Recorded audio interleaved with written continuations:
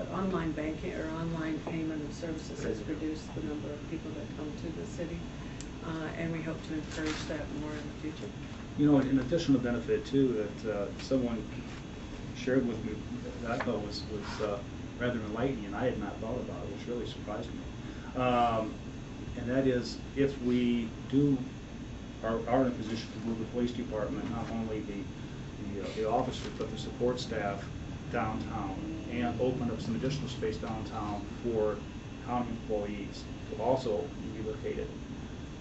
We're getting inquiries now and calls from small businesses downtown wanting to know what's the real possibility of that happening, because they see the potential for additional business to them in the small restaurants and the coffee shops. So that's something I hadn't thought about, but it's true.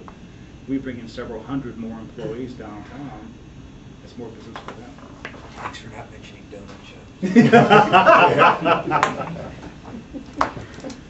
Ben, if I could, I'd just make a couple comments here in terms of what's moving this forward. It sounds like you and Pat have had this dialogue here for a period of time. Doing nothing here is not acceptable at this point.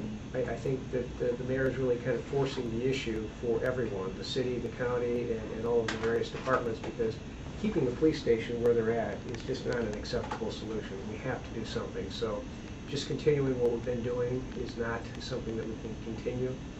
And I'd also add that I think it's been very unfortunate on the part of both the city and the county the way we've treated our law enforcement in terms of housing their operations, both from the police department's perspective and the sheriff's perspective. And I think that we need and probably owe them something better than we've done in the past. The building over there, and you guys have been through the Bowser building, is just totally inadequate. So doing something that puts them in facilities that they really can operate efficiently and effectively, I think is important. And this gives a nice option for the sheriff. He's indicated some interest in possibly relocating into this building. And I think that's a nice option for him to be able to consider. It sounds like that could save $2.5 million on the county's budget in terms of not having to build a new building. And if you look at it from just this perspective, you can go right out here to the north, and the sheriff could overlook his jail, which is the current operation that he has. There's currently lockup facilities in this building. It was designed to hold lockup, and there's a tunnel over to the courthouse. So there are a lot of advantages that could be available for the sheriff in terms of looking at this property, in terms of housing his facilities. He's indicated he's not interested in 200 East Berry, and that's his call. We're not here to try to dictate anything for the county, but I think we've freed up a nice option for the county to be able to take a look at.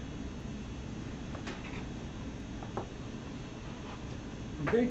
Well, thank you all so very, very much for giving us some of your valuable time, and look forward, I'm sure, to seeing you again tomorrow.